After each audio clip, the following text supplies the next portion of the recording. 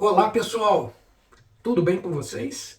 Neste vídeo nós vamos entender um pouquinho sobre o mundo das organizações e como aconteceu a chamada evolução da administração. Então fica até o final e vamos lá. Sempre que duas ou mais pessoas se reúnem para executar alguma tarefa, algum propósito que sozinhas elas não conseguiriam fazer, está aí caracterizada uma organização. Nós temos quatro tipos de organização: as lucrativas, as sem fins lucrativos, as formais e as informais. As organizações lucrativas são aquelas a qual o lucro obtido, pelo excedente entre os ganhos da empresa e as despesas, os gastos que ela tem para existir, essa sobra, quando a organização é lucrativa, essa sobra é direcionada para acionistas, para diretores, para um grupo de pessoas. Quando a organização é sem fins lucrativos, esse lucro, esse excedente, ele, em geral, ele é distribuído irmanamente entre as pessoas que compõem a organização. Já as organizações formais, elas são aquelas que estão legalmente instituídas. O local onde elas existem, o país, o município, a sociedade, existem leis que regimentam a existência dessas organizações, e essas organizações, quando estão formalmente, registradamente sob o julgo dessas leis, elas são consideradas formais. E as informais são o contrário, são aquelas que não estão necessariamente sob o julgo dessas leis. Nós temos como exemplo aí, para ajudar a vocês, esse quadro aí, essa matriz, e como exemplo de organizações lucrativas e formais, nós temos as empresas, as famosas empresas aí, indústrias, comércio, são exemplos de formais lucrativas. Já as informais e lucrativas são aquelas que têm uma finalidade comercial, mas não estão sob a égide das leis aí, não estão legalizadas. Temos exemplo, as feiras de rua, jogo do bicho e qualquer outra atividade aí que não é considerada legalizada. Já as organizações formais sem fins lucrativos, como a gente disse, são aquelas em que o lucro é distribuído irmanamente entre os integrantes dela, né? Não diríamos proprietários, que proprietários é mais para a empresa.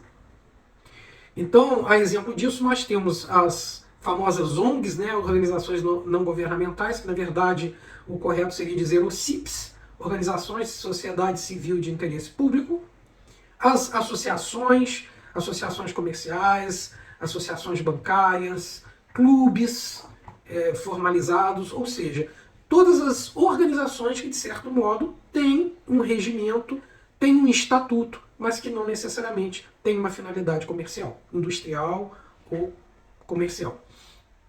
E as organizações informais sem fins lucrativos são grupos de estudos, grupos de voluntários, ou qualquer outro tipo de organização que não esteja legalizada e nem tenha finalidade comercial. A história recente das organizações que levou ao surgimento das empresas, ela remonta à Revolução Industrial no final do século XIX. Até então, o modelo de produção ele era chamado artesanal. Não confunda o artesanal com artesanato. São coisas diferentes. No modelo de produção artesanal, que vai da antiguidade até 1780, que é a pré-revolução industrial, o modo de produzir os bens, eles caracterizava por estar focado em uma produção única e exclusiva, geralmente sob encomenda, e a pessoa que produzia ela tinha um conhecimento geral de todo o processo produtivo e, em geral, o produto ele ficava parado e as pessoas se moviam para ir agregando valor a ele. Imagine uma oficina em que o mestre de artesão vai produzindo e as pessoas vão agregando valor àquele produto. Um carro, por exemplo, ele era montado no mesmo lugar, as pessoas é que se moviam. A primeira revolução industrial ela ocorreu entre 1780 e 1860. É chamado de transição para a industrialização. A gente não tem aí necessariamente uma revolução industrial, mas um preparo para isso.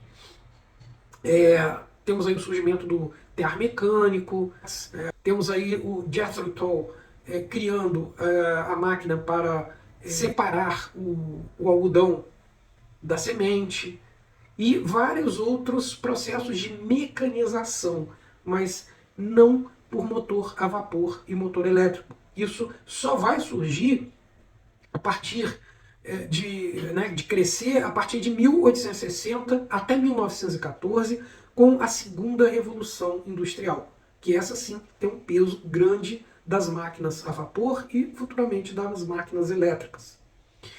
Em seguida, entre as duas grandes guerras, nós temos o gigantismo industrial, que ocorre de 1914 e 1945, que é o boom do crescimento das indústrias. E na quinta etapa nós temos a Era Moderna, que é pós-guerra, pós-Segunda Guerra Mundial até a atualidade. Isso vai de 1945 a 1980. Por que até 1980? Porque a partir de 1980 nós temos o processo chamado globalização. A famosa globalização, onde as fronteiras comerciais entre os países elas começam a ruir. E aí, com isso, começa a ocorrer uma maior integração entre os países e o mundo. Nós temos aí a queda do Muro de Berlim, o fim da perestroika, diversos processos que levam a uma integração maior entre os povos. E o surgimento do conceito de aldeia global.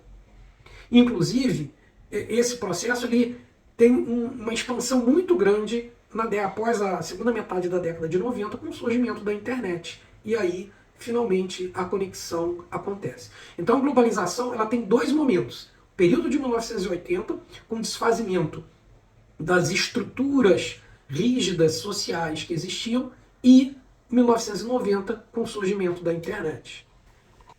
Espero aí que vocês tenham compreendido essa primeira parte e assistam o próximo vídeo, que a gente vai se aprofundar sobre os aspectos da organização. Obrigado.